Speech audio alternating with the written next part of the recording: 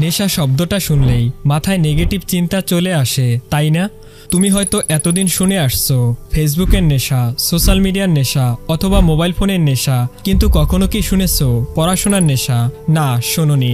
তবে আজ শুনে রাখো, যে নেশা তোমাকে ছোট থেকে বড় করতে পারে, যে নেশা তোমার ভাগ্যকে পরিবর্তন করতে পারে, আর সেটাই হলো পড়াশোনার নেশা।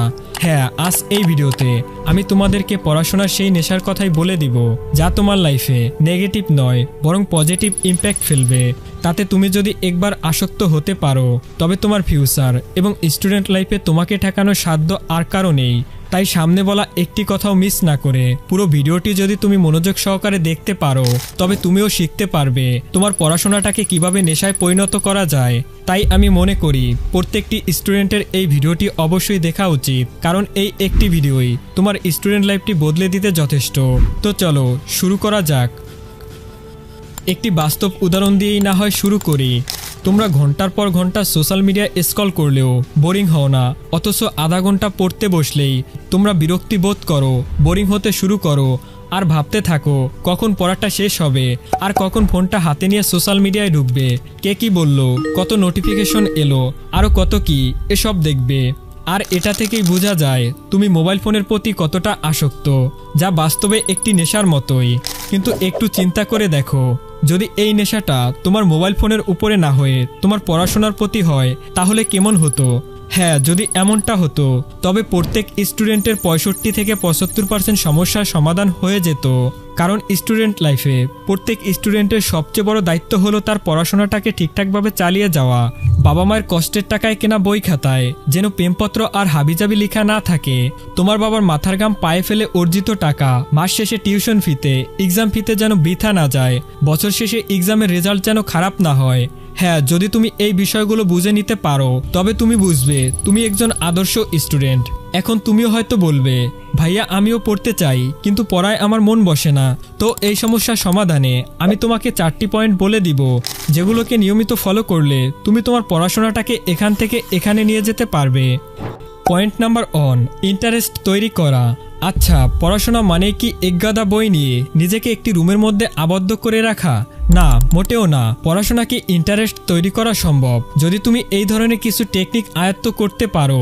সব সময় মনে রাখবে, যে কাজটির মধ্যে ইন্টারেস্ট তৈরি করা যায় সেই কাজটি শেখাও সহজ হয়ে যায়। তো চলো এবার দেখি পড়াশোনাটাকে কিভাবে ইন্টারেস্টিং তৈরি করা যায়। তুমি হয়তো লক্ষ্য করে থাকবে, কয়েক মাস আগে দেখা একটি মুভি অথবা নাটকের কাহিনী তোমার দীর্ঘদিন মনে থাকে, কিন্তু একটি পড়া আজ পড়লেই আগামীকালকে ভুলে যাও। আসলে এমনটা কেন হয়? কারণ তুমি যখন একটি মুভি দেখো তখন তার সাথে ভিজুয়াল দৃশ্য থাকে, যে কারণে ঘটনাগুলো তোমার মস্তিষ্কে গেঁথে যায় আর তা তোমার দীর্ঘদিন পর্যন্ত স্মৃতিতে থেকে যায়।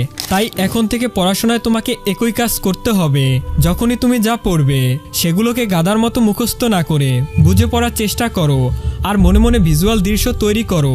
আর তোমার গুরুত্বপূর্ণ পড়াগুলোকে কালার পেন দিয়ে হাইলাইট করে রাখো, তাহলে সহজেই পড়া মনে রাখতে পারবে এবং পড়াশোনার প্রতি তোমার ইন্টারেস্ট তৈরি হবে। ফলে দীর্ঘদিন পর্যন্ত সেই পড়াগুলো স্মৃতিতে ধরে রাখতে পারবে। পয়েন্ট নাম্বার 2, স্যাটিসফ্যাকশন তৈরি করা। তোমাকে যদি প্রশ্ন করা হয় পড়াশোনা করে কি লাভ, তুমি হয়তো উত্তরে বলবে, এটা আবার কেমন প্রশ্ন ভাই? কারণ সবারই তো জানা আছে, নিজের ফিউচারটাকে এস্টাবলিশ করে ভালো একটি চাকরি বা নিজের বিজনেস শুরু করার জন্যই সবাই পড়াশোনা করে। হ্যাঁ, যদি ভালো একটি চাকরি অথবা বিজনেস শুরু করতেই না পারো, তবে এমন পড়ার তো কোনো মূল্য নেই, তাই না? এর মানে দাঁড়ায় পড়াশোনা দ্বারা তুমি ভালো একটি চাকরি করবে অথবা নিজের একটা বিজনেস শুরু করবে, আর সেখান থেকে যে অর্থ আসবে সেটা দিয়ে তুমি এবং তোমার ফ্যামিলি ভালোভাবেই কাটাতে পারবে, নিজের ইচ্ছা এবং স্বপ্নগুলোকে পূরণ করতে পারবে। কিন্তু এসব শুনে আর লাভ কি? তুমি পড়াশোনা তো আর ঠিকঠাকভাবে করছো না। পড়াশোনা তোমাকে একটি আলোকিত ভবিষ্যৎ এনে দিবে জেনেও তোমার পড়াশোনা করতে ইচ্ছে করে না, কারণ প্রতিটি মানুষ চায় ইনস্ট্যান্ট স্যাটিসফ্যাকশন, অর্থাৎ সরাসরি রেজাল্ট পেতে। আসলে হিউম্যান ব্রেন এমনভাবে তৈরি করা হয়েছে যা আমাদের সাময়িক আনন্দকেই বেশি প্রায়োরিটি দেয়। যখন তুমি কোনো কাজ করো আর দ্রুত সেই কাজের রেজাল্ট পাও, তখন তোমার মস্তিষ্কে ডোপামিন নামক এক ধরনের হরমোন রিলিজ হয়, যা তোমাকে সাময়িকভাবে আনন্দের অনুভূতি দেয়। আর তাই হিউম্যান ব্রেন দ্রুত কিছু পাওয়ার লোভে পড়ে যায়। কিন্তু পড়াশোনা হলো এমন একটি বিষয় যা দীর্ঘমেয়াদী বিনিয়োগের মতো। তাই তাৎক্ষণিক কোনো রেজাল্ট পাওয়া যায় না, কিন্তু মস্তিষ্ক তখন ছোট ছোট আনন্দের খোঁজ করে। তাই যদি পড়াশোনার মধ্যে ছোট ছোট আনন্দ অ্যাড করতে পারো, তাহলে তোমার মস্তিষ্ক উৎসাহিত হয় আরও মনোযোগ ধরে রাখার জন্য। এখন প্রশ্ন হলো, তুমি এই কাজটি কিভাবে করতে পারো? তো এর জন্য আমি তোমাকে বলবো, তুমি নিজেকে রিওয়ার্ড দেওয়া শেখো, অর্থাৎ ছোট ছোট কাজের জন্য তুমি নিজেকে পুরস্কৃত করো। আর এই মেথডটি তুমি তোমার পড়াশোনায় ইউজ করো। চলো একটি গল্প দিয়েই বুঝিয়ে বলি। অমিত ছিল 19 বছর বয়সের একজন স্টুডেন্ট, যার পড়াশোনায় একদমই মন বসতো না। একদিন অমিত ভাবলো, প্রতি 30 মিনিট পড়ার পর সে নিজেকে একটা পুরস্কার দিবে। প্রথম দিন সে 30 মিনিট পড়ে সে নিজেকে নিজের পছন্দের খাবারটি উপহার দিল। দ্বিতীয় দিন সে পড়া শেষ করে কিছুক্ষণ তার প্রিয় গেমটি খেললো। এভাবে অমিতের দিন দিন মনোযোগ বাড়লো আর পড়াশোনা তার কাছে মজার হয়ে উঠল। অমিত শিখে গেল ছোট ছোট পুরস্কারও বড় সফলতার দিকে নিয়ে যায়। পয়েন্ট নাম্বার 3, নির্দিষ্ট টাইম এবং স্থান ঠিক করো।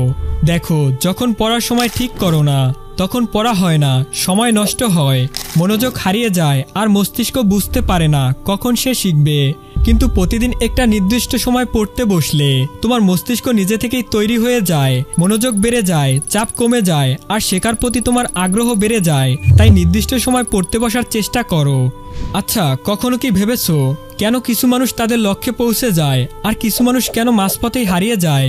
পার্থক্যটা আসলে কোথায় জানো? পার্থক্যটা হলো তাদের নিয়মিত অভ্যাসে। আর এই অভ্যাস গড়ে ওঠে নির্দিষ্ট সময় আর স্থানের উপর নির্ভর করে। তাই আমি বলবো, একটি নির্দিষ্ট সময় এবং এমন একটি স্থান নির্ধারণ করো যে সময় সেই স্থানে বসলেই তোমার মন এবং ব্রেন অটোমেটিক বুঝে যাবে এখন পড়ার সময়, তখন আর তোমাকে জোর করে পড়তে বসতে হবে না। পয়েন্ট নাম্বার 4, ডিজিটাল ডিস্ট্রাকশনকে দূরে রাখো। বর্তমান সময়ে এসে প্রযুক্তি আমাদের জীবনকে এতটাই সহজ করে দিয়েছে যে কোনো কিছু আমরা চাইতে না চাইতেই আমাদের হাতের মুঠোয় পেয়ে যাই। কিন্তু সমস্যাটা হলো, এই প্রযুক্তি যে শুধু আমাদের জীবনকে সহজ করেছে তা নয়, এই প্রযুক্তির অপব্যবহার আমাদের জীবনকে ধ্বংসের দিকে ঠেলে দিচ্ছে। একই সাথে স্টুডেন্ট লাইফে এগুলো হয়ে উঠছে সবচেয়ে বড় বাধা। ডিজিটাল ডিস্ট্রাকশন যদি তুমি সময় মতো কন্ট্রোল করতে না পারো, তবে সেটা তোমার স্বপ্নকে ছিনিয়ে নিতে পারে। তুমি হয়তো জানো না, ইউনিভার্সিটি অফ ক্যালিফোর্নিয়ার একটি গবেষণায় দেখা গেছে যে একবার আমাদের মনোযোগ ছুটে গেলে তা পুনরায় ফিরে আসতে 23 মিনিট 15 সেকেন্ড সময় লাগে। পড়তে বসে যখন হঠাৎ ফেসবুক, ইনস্টাগ্রাম থেকে নোটিফিকেশন আসতে শুরু করে আর মেসেঞ্জার থেকে মেসেজ চলে আসে, তখন আমরা পড়াশোনার প্রতি মনোযোগ হারিয়ে ফেলি আর ঘন্টার পর ঘন্টা সোশ্যাল মিডিয়ায় ডুবে যাই। তখন আমাদের কাজের কাজ তো কিছুই হয় না, পড়াশোনাও হয় না। সবশেষে আমি তোমাদেরকে আমার পার্সোনাল লাইফ থেকে নেয়া ডিজিটাল ডিস্ট্রাকশনকে দূরে রাখার একটি টেকনিক শিখিয়ে দিচ্ছি। যখনই তুমি পড়তে বসবে, তখন তোমার ফোনে do not disturb mode on করে টেবিল থেকে ফোনটাকে কিছুটা দূরে রেখে দাও। এতে করে তুমি সম্পূর্ণ ডিজিটাল ডিস্ট্রাকশন থেকে মুক্ত থাকবে। এই ছোট সিদ্ধান্তেই তোমার মনোযোগ বাড়বে, শেখার গতি বাড়বে। মনে রাখবে, মোবাইল সারাদিন থাকবে, কিন্তু সময় নয়। সময় একবার চলে গেলে তা আর ফিরে আসবে না। তাই আমি চাই তুমি নিজের পড়াশোনাটাকে নেশায় পরিণত করো আর নিজের ভবিষ্যৎটাকে ব্রাইট করো। তো দেখা হবে পরবর্তী ভিডিওতে। ততক্ষণ পর্যন্ত চ্যানেলটি সাবস্ক্রাইব করে আমাদের সাথেই থাকো। পরবর্তীতে কোন টপিকের উপর ভিডিও দেখতে চাও তা আমাদেরকে কমেন্ট করে জানাও। So thanks for watching this video.